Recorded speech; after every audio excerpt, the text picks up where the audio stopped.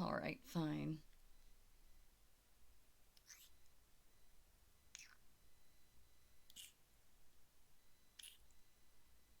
10-minute break. 20 minutes? Only if you let me indulge in some heavy pampering for at least 5 of those minutes. Caring for you is my relaxation. Nothing has me at peace like seeing your content and happy face. No, no. You insisted I rest. This is how I rest. You were so adorable sleeping soundly, making those cute little noises you make in your sleep. Oops, it slipped out. No, no, you don't sleep talk. What kind? Well, you make the best little noises when I run my nails across your scalp. Like this.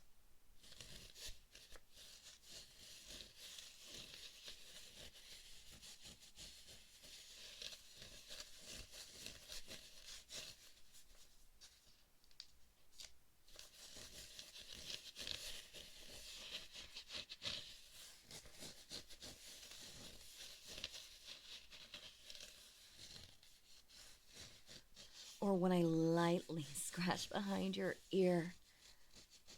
Right here. Oh. There it is. Usually, you really fall deep into it when I hug you close and rest your head on my chest. And you let out a longer, sweeter one when I do that while under our warm covers. That one is my favorite. Oh, baby. Are you that embarrassed?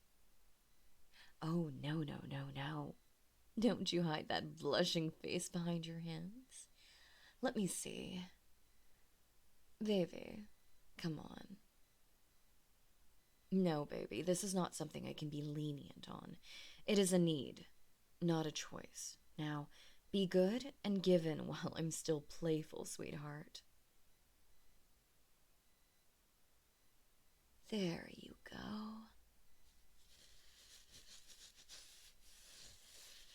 Gosh, look at all that blood rushing to your cheeks. You are so beautiful. Here in my lap, the submission and embarrassment in your pretty eyes trying to look away anywhere, as if doing so will offer any small semblance of an escape. But they always end up looking back at mine. Little prey, be still and let me savor this moment.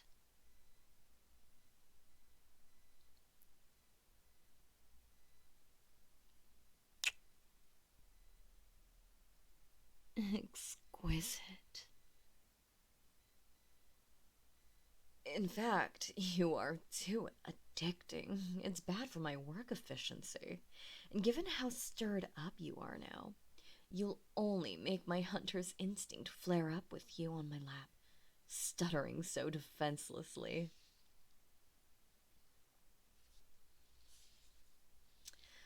How will I get any work done now? Well, I'll have to take responsibility, I suppose. Luckily, I have just the trick. What's the trick? I've used it a number of times before, baby. One would think you'd remember it by now. Perhaps your memory gets all blurry from how good it feels. How about I show it to you again? Pay attention now, sweetie. It starts with my nails scraping slowly across your scalp.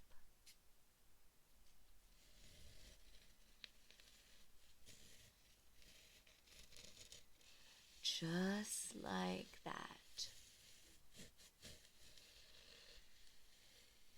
Now, I take my other hand, trace my fingers up your pretty neck, all the way up to your chin, and slowly trace my nails in a circle.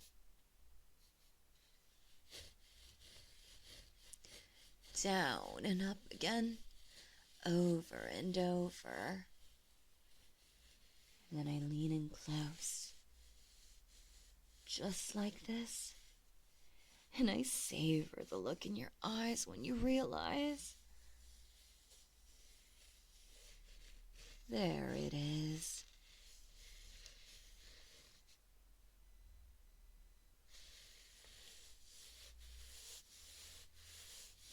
You're already paralyzed with pleasure, forbidding yourself even from speaking, lest you interrupt the lovely loop you're all tangled in.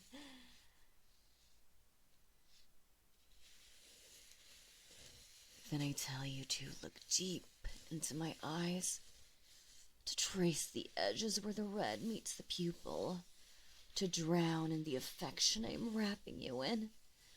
Only now realizing your eyes are already half closed, and so very heavy. Closing still. And before you waver completely, I leave you with a taste on your lips.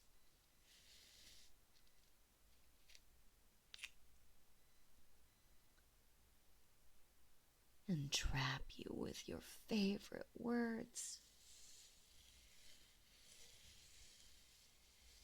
Good boy.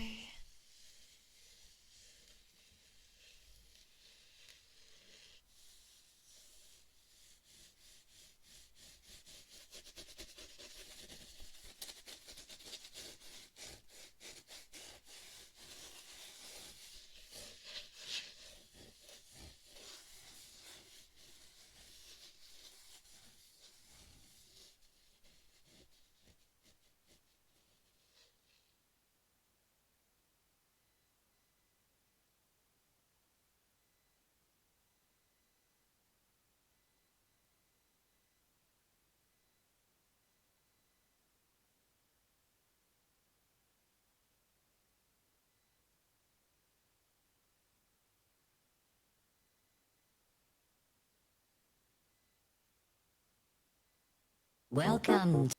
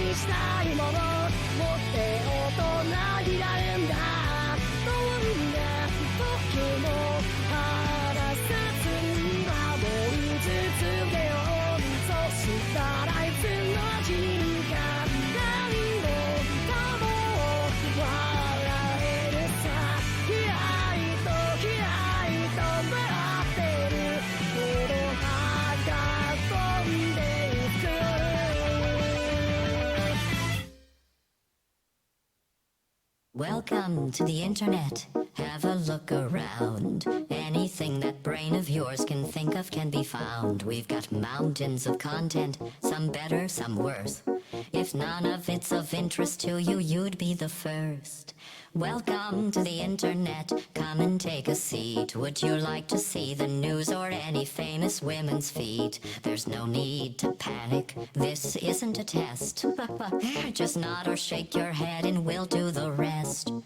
Welcome to the internet. What What would you prefer? Would you like to fight for civil rights or tweet a racial slur? Be happy, be horny, be bursting with rage. We got a million different ways to engage. Welcome to the internet. Put your cares aside. Here's a tip for straining pasta. Here's a 9-year-old who died. We got movies and doctors and fantasy sports and a bunch of colored pencil drawings of all the different characters in Harry Potter fucking each other. Welcome to the internet. Hold on to your socks, cause a random guy just kindly sent you photos of his cock. They are grainy and off-putting. He just sent you more. Don't act surprised, you know you like it, you whore. See a man beheaded, did offended, see a shrink. Show us pictures of your children, tell us every thought you think. Start a rumor, buy a rumor, send a death threat to a boomer, or DM a girl and groomer, do a zoomer, find a tumor in your. Here's a healthy practice option. You should kill your mom. Here's why women never fuck you. Here's how you can build a bomb. Which Power Ranger are you? Take a squirky quiz. Obama said the immigrants that vaccinate your kids. Could I interest you in everything, all of the time? A little bit of everything, all of the time. Apathy's a tragedy and boredom is a crime. Anything and everything, all of the time. Could I interest you in everything, all of the time? A little bit of everything, all of the time. Apathy's a tragedy and boredom is a crime. Anything and everything, all of the time.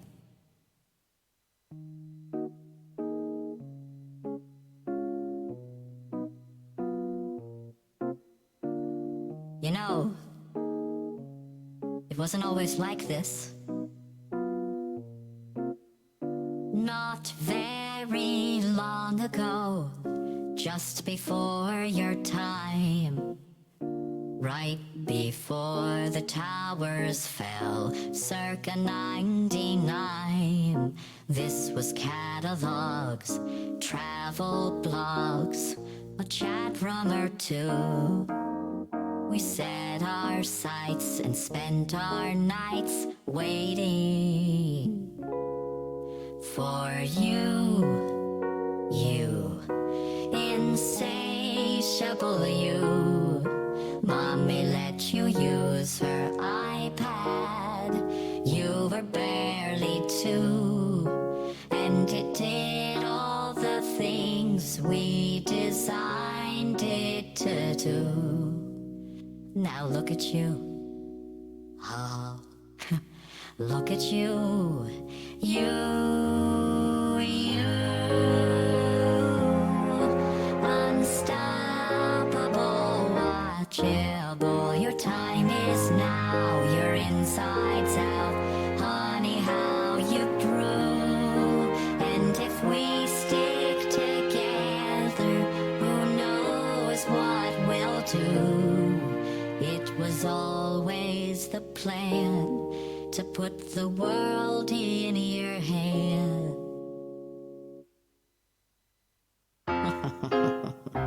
Yes, let's all laugh.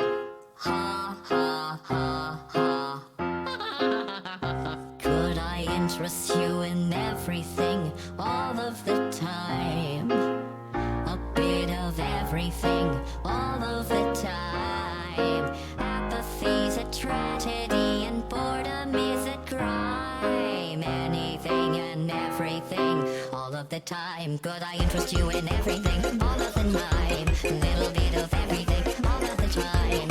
Apathy's a tragedy and boredom is a crime. Anything and everything and anything and everything and anything and everything and all of the time.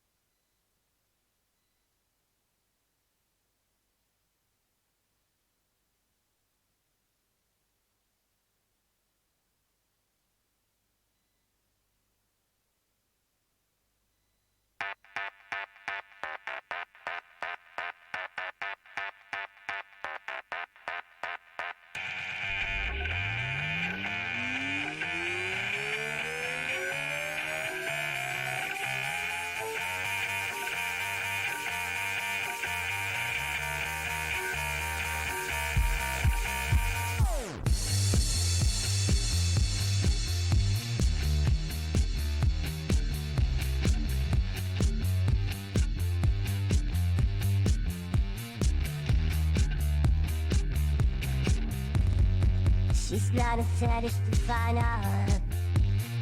Hypnotic, satin and oversized sweatshirt. Yeah, she goes wet in the heart. She comes, I'm like it with a stocking, and I get the feeling I'm empty. So what is got yeah, voice high. This kind of girl don't get no sleep. Don't if you fight us with the status, who's got us oh my.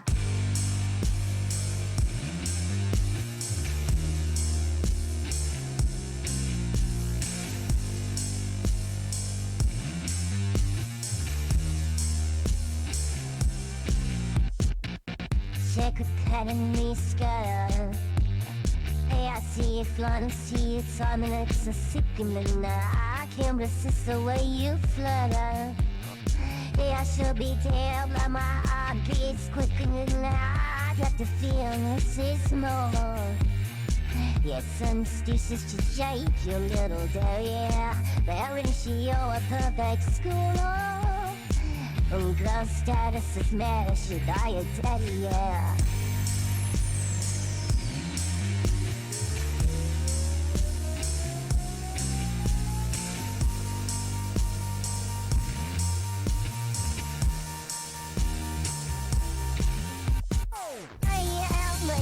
To blind me out, maybe you can help me tell what I want. Shut down little swine and tell me it's alright. It's all I got the key and I'll watch you fall.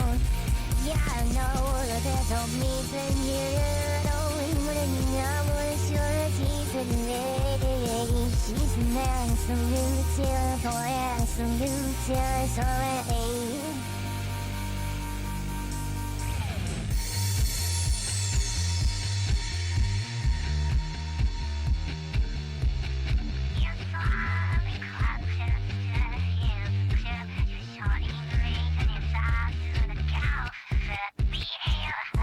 They take control. You're so intense and mesmerizing, don't know how to react. You're gonna steal our very soul. More man sorter than a third in that chair. I see you struggling and I flee. And I was seeking out, shaking and no it shows. This kind of girl just can't be. She whispers in the air. Take off your clothes.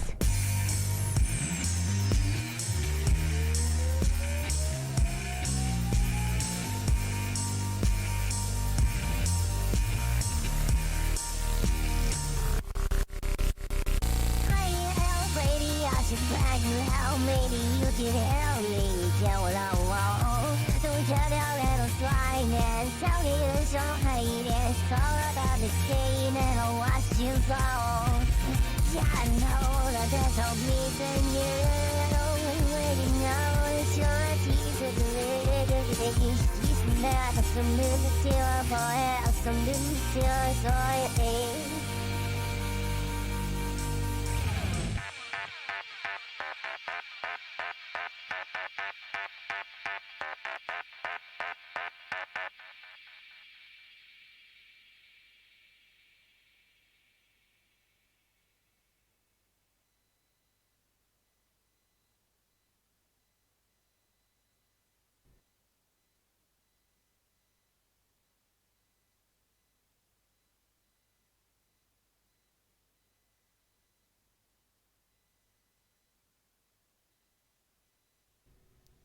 Hello, it's been a while. Sorry for not posting so much, but I was on vacation. Anyways, I'm back, and I hope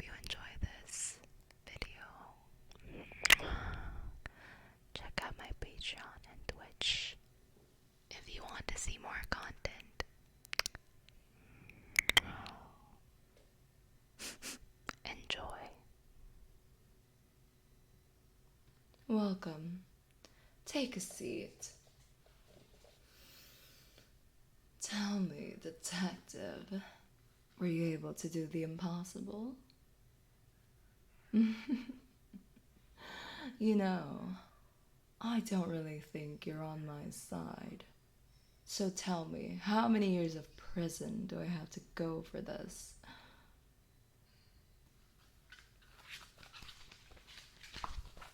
What is this?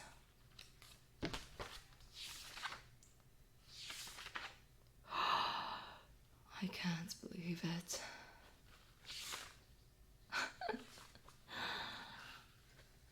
Sweetie, I'm not usually surprised, but I'm impressed. I'm truly impressed. You took my side. Hmm? You have declared me innocent. How is that possible?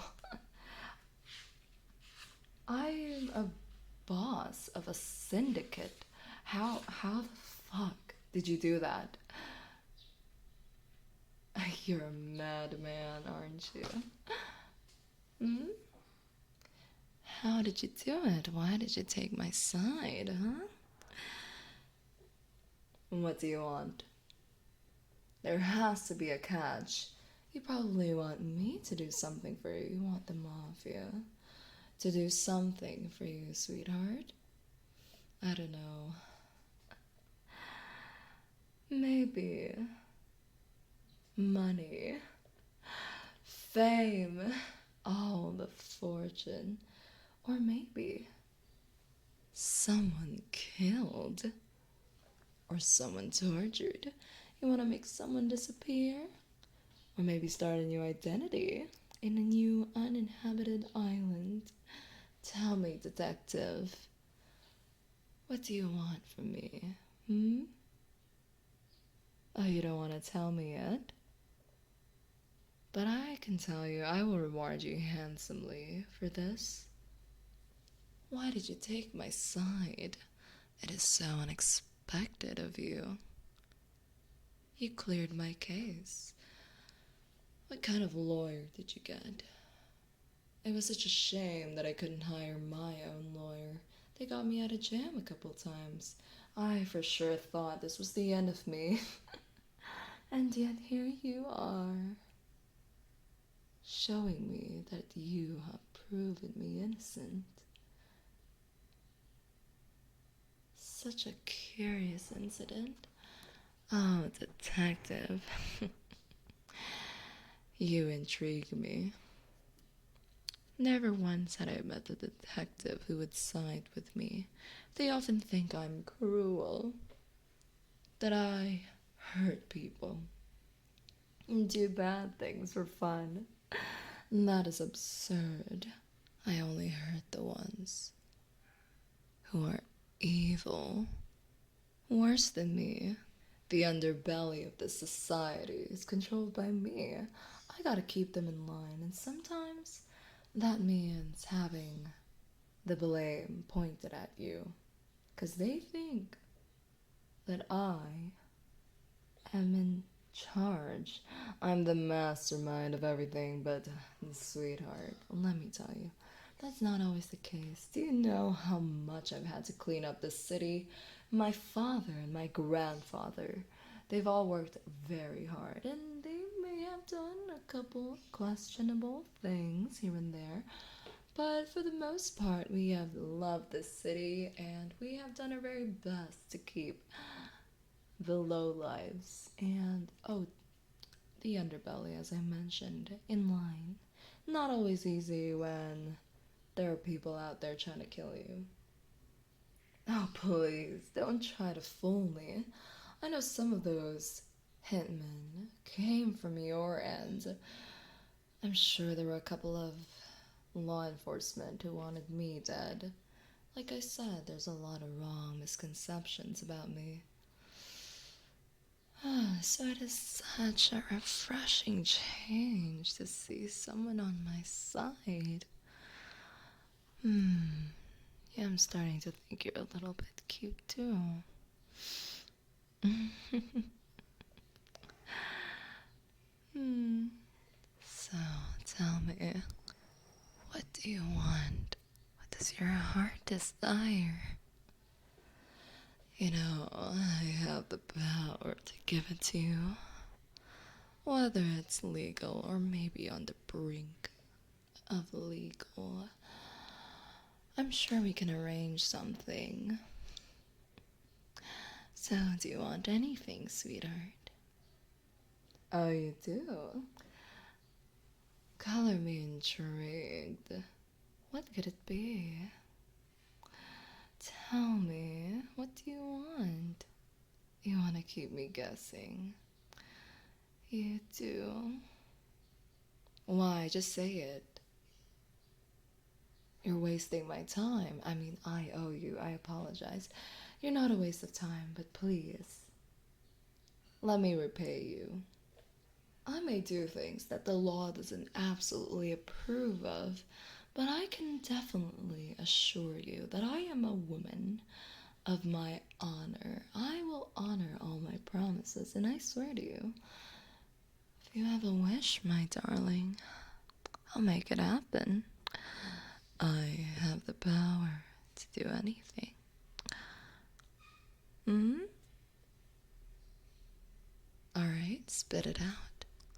I'm listening. Go on.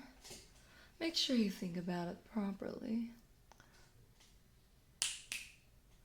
Drink. Thank you. Well, dear, make sure you decide properly, because there's no do-overs for this. You tell me and you can't change your mind. Go on. Tell me before I change my mind. Oh, just spit it out. I'm sorry, what? Well, I'm sorry. I think I misheard you. You want a date with me. My dear, you almost made me spit my drink. That hasn't happened to me in such a long time. I am sure the last one was when one of my boys killed the wrong person. Oh, sorry, that's another story. Don't, just ignore that. Also, is that your dog outside? I really don't like incessant dog barking, so if you can, before I ask my boys to shoot it, make sure you train that dog properly next time, alright? Because it's very, very irritating. Anyways, going back to your absurd request, you want a date with me? A detective. I didn't know I had you enamored that much. What a pleasant surprise.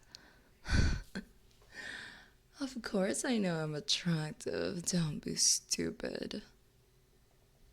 I just didn't expect it from a man like you. So you want me? Well, you have me even more intrigued. Oh, detective. I've never been with a man from the law enforcement. You can imagine why. But this is an interesting development. You want to show me a good time, hmm? Well, we can arrange for that, my dear. Or should I call you darling? What do you hope to gain from this? You want me? Everyone wants me. People want me dead. People want to torture me, poison me, stab me, die a painfully torturous death. Maybe even fuck me along the way, you know. Gotta be more specific, honey. Tell me, why Do you want to go on a date with me? Are you gonna try to kill me? Maybe poison me, hmm? Oh, if I'm attractive, you'll like me. Oh, sweetheart. Aren't you just the most interesting little detective? Well, I don't see a reason why I should say no. It is certainly an unexpected request, but I'll humor you. I did tell you I would do whatever you want. And if this is what you want, then you can get it. Alright, since a date isn't much in my opinion, but of course it's a date with me, and I'm absolutely amazing.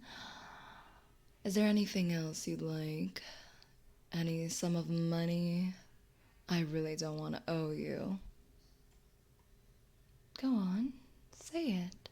You look like you got something on your mind. Tell me. I'll grant you your wishes. A kiss? Oh, darling, I'm way ahead of you. Come here. Mm. Mm-mm. Mm. Mm.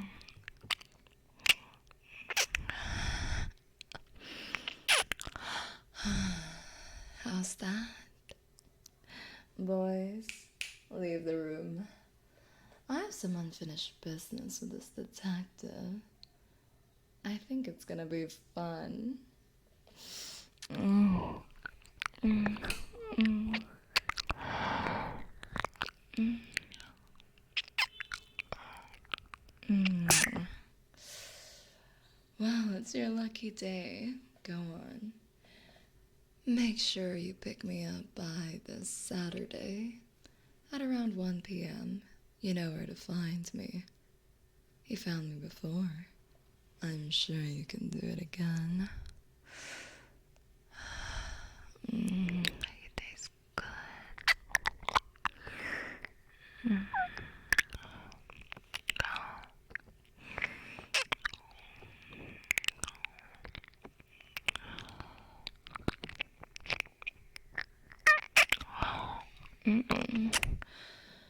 You're a surprisingly good kisser.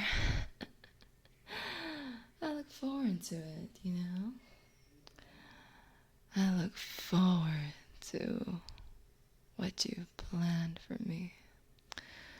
But if you ever decide to double cross me, oh my dear, no one will ever find your body.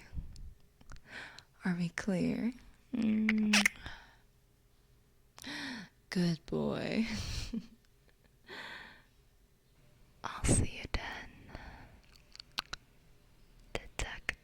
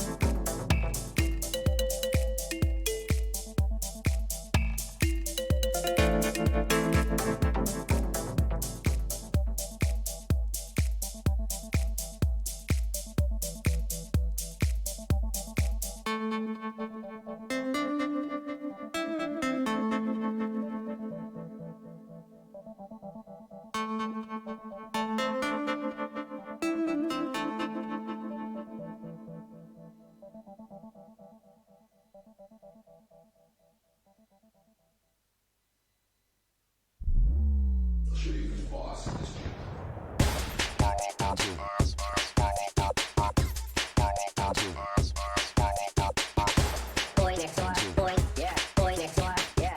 Boy next door, boy, yeah. Boy next door, yeah.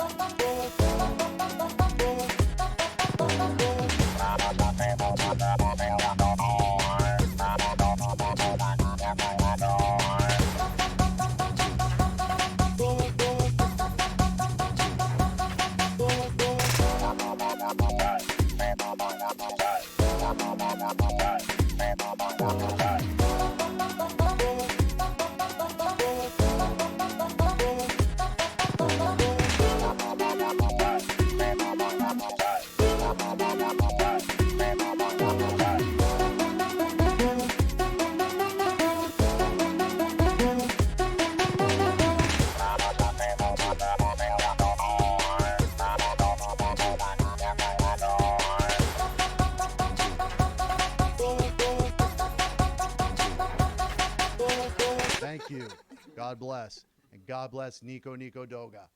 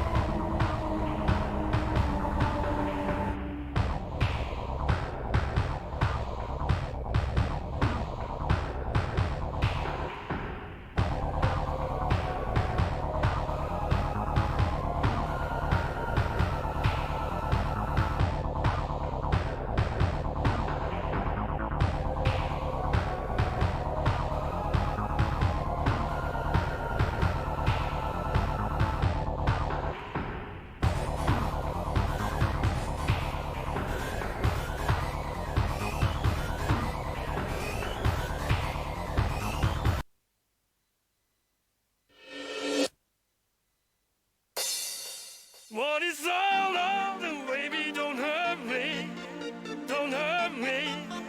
no more. Baby, don't hurt me no more.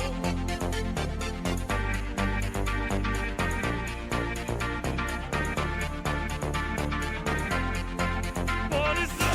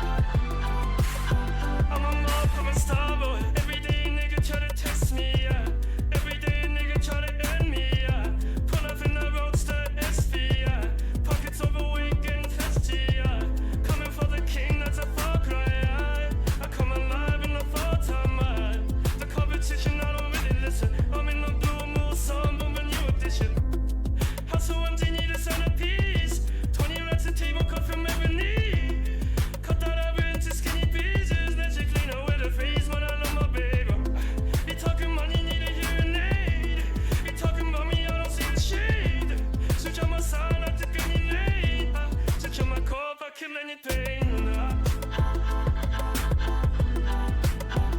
Live it to go. I'm a mob, I'm a starboy. Live it to go. I'm a mob, I'm a starboy. Let a nigga back till legend of the fall to the air like the bandit. But mama a babe in a brand new wagon. Now she hit the door, she shop looking lavish. Star Trek roof and I raise the con. Girls get loose when they hear the song. Jet on the dash, give me close to God. We don't pray for love, we just pray for cause. House so empty, need a centerpiece. 20 racks a table cut from ebony. Cut that up into skinny pieces. Then she clean up with her face, man, I love my baby. You talking money, need a hearing aid. You talking about me, I don't see the shade. Switch on my side, I took any lane. Switch on my cup, I kill anything. Leave it to me. I'm a mob, I'm a starboy. Leave it to you. I'm a mob, I'm a starboy. Leave it to you. I'm a mob, I'm a starboy. Leave it to you. I'm a mob, I'm a starboy.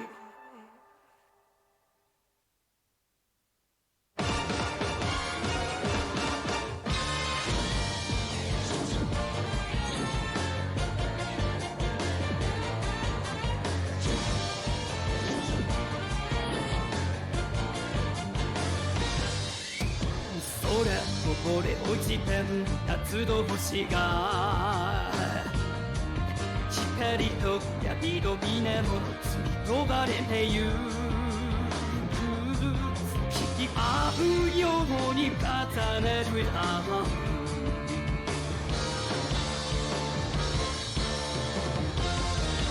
誇りの道をぬくものの太陽の導きを野望の羽を燃え尽くすほどに見てみえる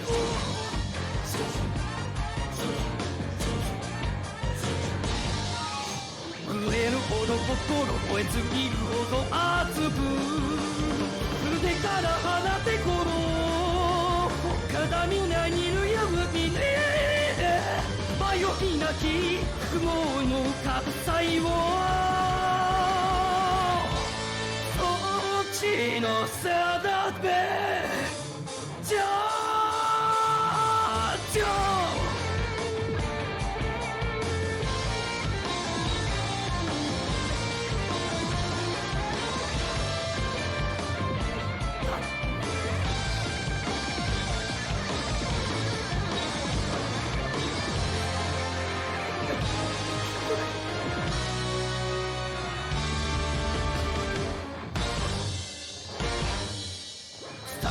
は投げられた進むしかない血の汗の中のかり続ける永遠も漂う不幸者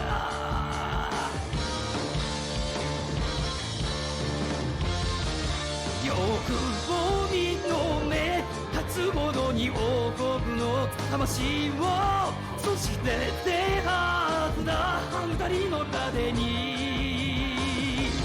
戦いを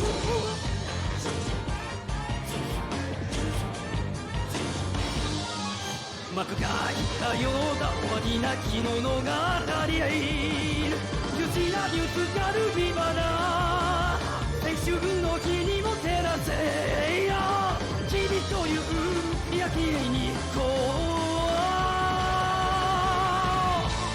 その地の定めじゃあか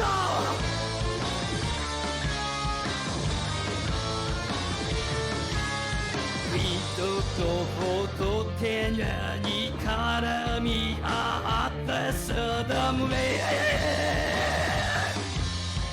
全てはここから始まっていなのさ添えるほど心ぶついるほど抜群それでから放てこの体になにる指で真夜日並みに覚悟の発災をバンダーしたようなわひなきほど形ゆちなりつかるビラな青春のギリの手なんせよ君という焼き目に行こうその地の定めじゃ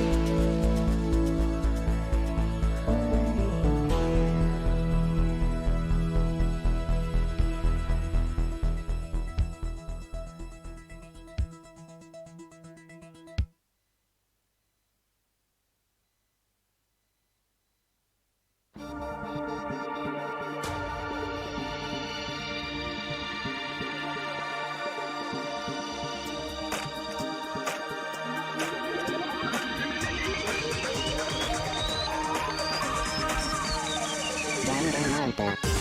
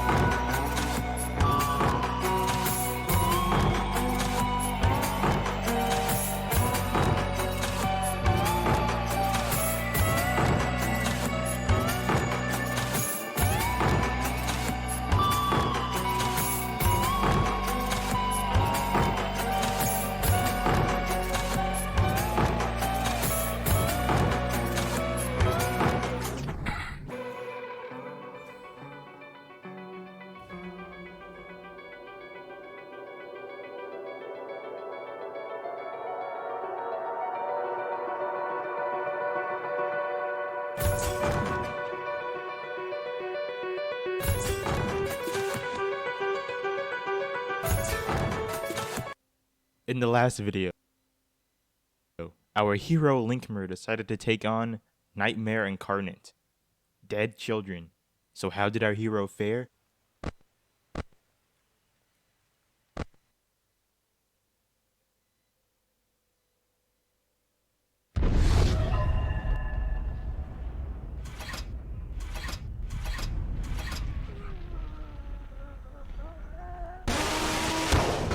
So today, Linkmer fares in the challenge to end all challenges. Can you realistically fight every FNAF animatronic?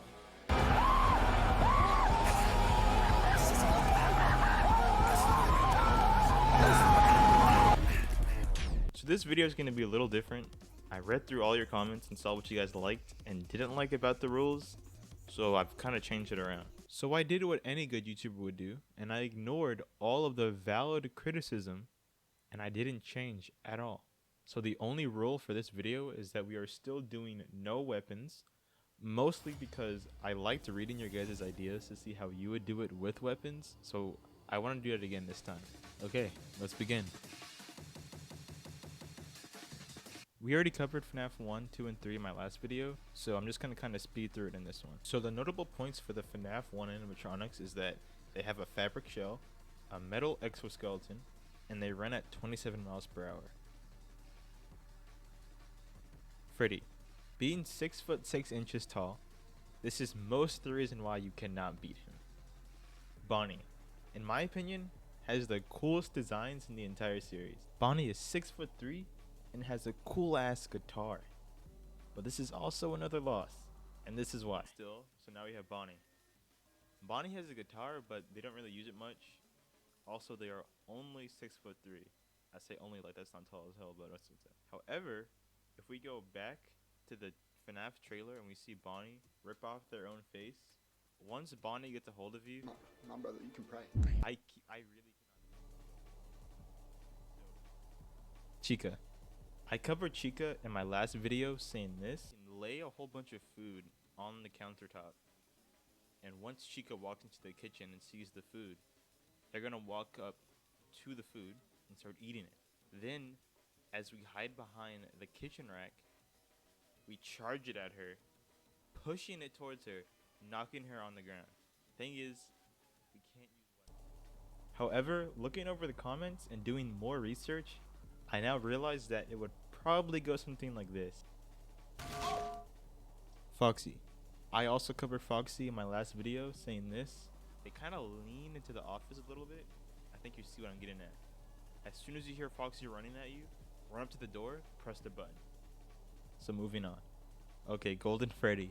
This one's gonna get a lot of people upset probably, but I looked over the comments, and guys, I'm trying to give Golden Freddy as much leeway as possible, but it's still an easy win. Okay, listen. I don't care if people, oh, but they're a ghost. They can teleport. They have supernatural powers. My brother in Christ. It is a costume. It's a costume. Like, what do you want me to do? Like, do you want me just to pray to it? It's a costume. The FNAF.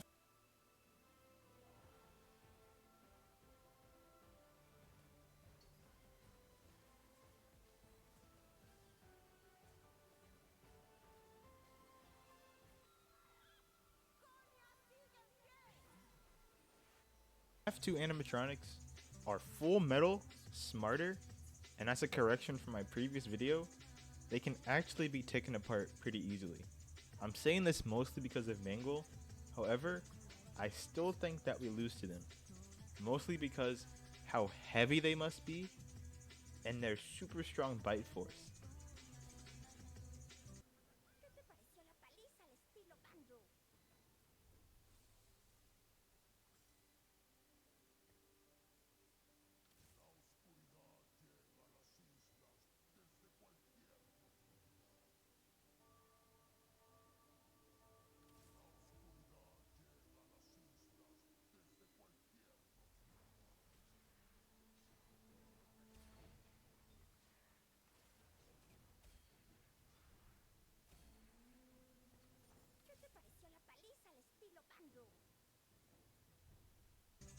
So it's probably the same outcome.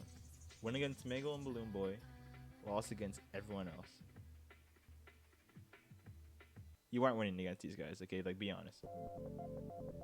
So in my last video, I never brought up the Phantoms because there's no Phantoms, because they're ghosts. You can't really fight ghosts. So to actually live up to the title of the video, let's see what we can do. A whole lot of nothing.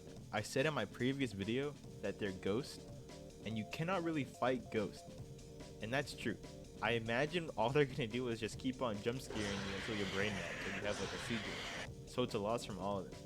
Oh, and also Springtrap, you lose to Springtrap, and then it emotes on you. You know what's funny? I think someone should make a video about if you could become Springtrap in real life. It's curious. This marks the start of the new video, so from this point on, it's going to be way more in depth and all going to be new. The Nightmare animatronics are nightmarish versions of the FNAF 1 band, including Fredbear and Nightmare. Most people tend to believe that these animatronics are just nightmares, but that's not the case. Being created by William Afton, they are solely built to kill. Like, when reading this section from the wiki, their function is that of a feral beast. They can possibly use their claws and teeth to kill their victims. Unlike other animatronic sets, the Nightmare animatronics seem to possess shared personality traits, as they're shown to be sadistic, murderous, demonic, and bloodthirsty. That being said, take a good long look at these guys, alright? And I want you to sit here and tell me what you would even do. Where do you even start? Do you guys remember that one dude that tried to fight Mike Tyson? Mike Tyson said this. And I'm just ferocious. I want your heart. I want to eat his children. Praise be to Allah. Are you saying now, Mike? That's what's gonna happen to you. They will fuck you all at the same time. And if any of you in the comments have the audacity to sit here and tell me that you can win, デンジ、お前も好きだったろ。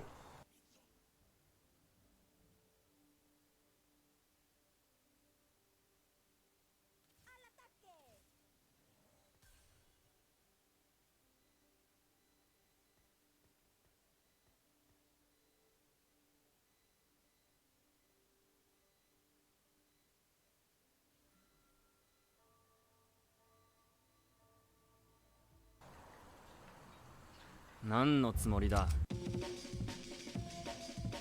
So we finally branch off from the original cast and make it onto Sister Location. I know a lot of you wanted to see this, so don't worry, I got you hooked up, my boy. So there are 10 animatronics in this game. Baby, Funtime Freddy, Funtime Foxy, Ballora, Bon Bon, Mini Arena, Biddy Bab, Ennard, Yendo, Funtime Lolbit, and I guess Funtime Chica, so that's like 11. Circus Baby is 7'2".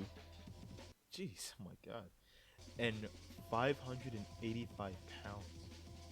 Here's everything else. Just by hearing that, I already know it's a loss, so let's just move on. Funtime Freddy, in my opinion, is even worse because not only is he objectively the most scariest animatronic in the game, he is 6 foot and weighs 385 pounds. Bro, I can barely lift past 150. Every day this comment becomes more and more true. It's crazy. But hold on. This isn't even the worst part. Although this isn't from the main game, if you look at this clip,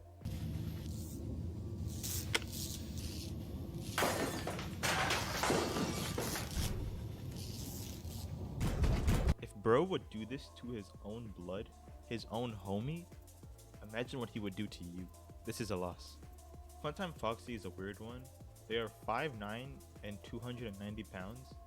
Despite us being around the same height, I don't think we land a single blow that does any damage. Not only, but their environment is pitch black, so good luck seeing them. But even if we were fighting with the lights on, I feel like it's still a loss here. Ballora, being 6'2" and 347 pounds, this would still be a major loss. Bon Bon. Bro, if you don't get this tiny ass motherfucker out of here, smack this dude and stomp it out. Like, it's that easy. Alright, these tiny little guys. Since we're only fighting one of them, it's gonna be an easy win. Same as Bon Bon. But if it's like a lot of them, how it usually is, then we definitely lose. So I'll say no count for now.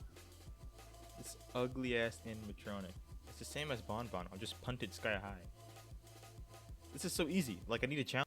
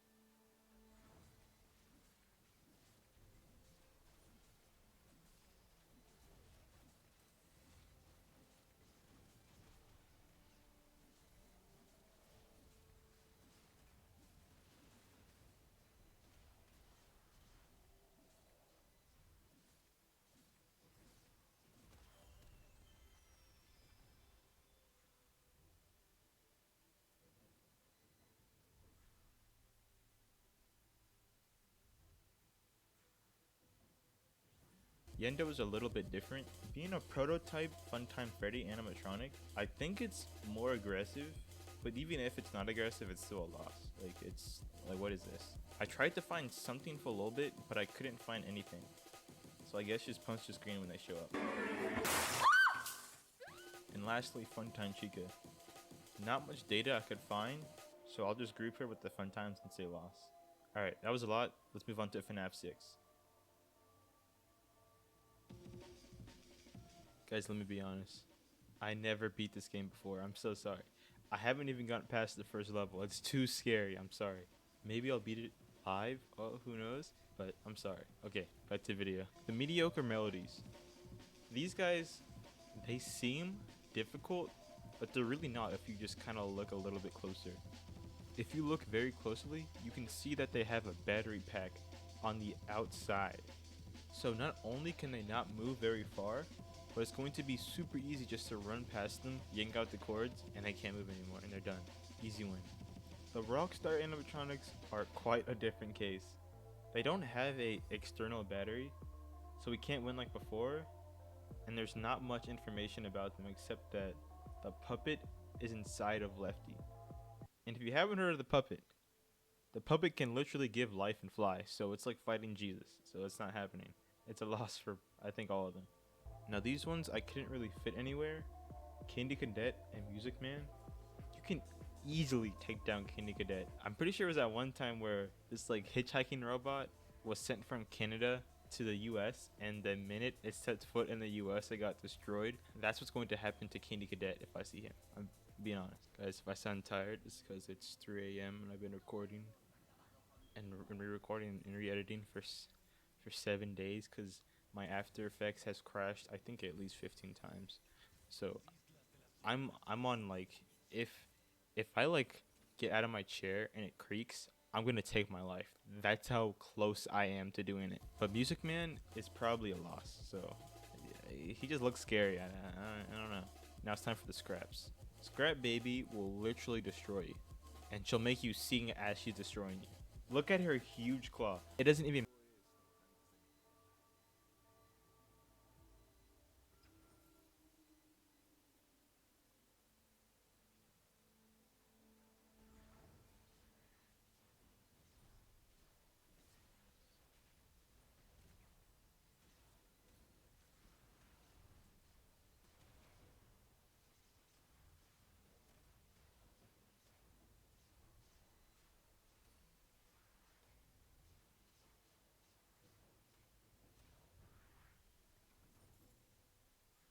matter that she's 7'2", it won't make a change. You still lose. Molten Freddy is, what even is that? Like, where would you even start? There's no way that this animatronic would realistically even be able to move on its own, so there's nothing you can do to even stop it. Like, I doubt it. Scrap Trap. I know I said that we lose to Springtrap, but Scrap Trap is even more rotten and broken. I mean, he's missing an arm. I think this might actually be the first fair fight that we've had this entire video.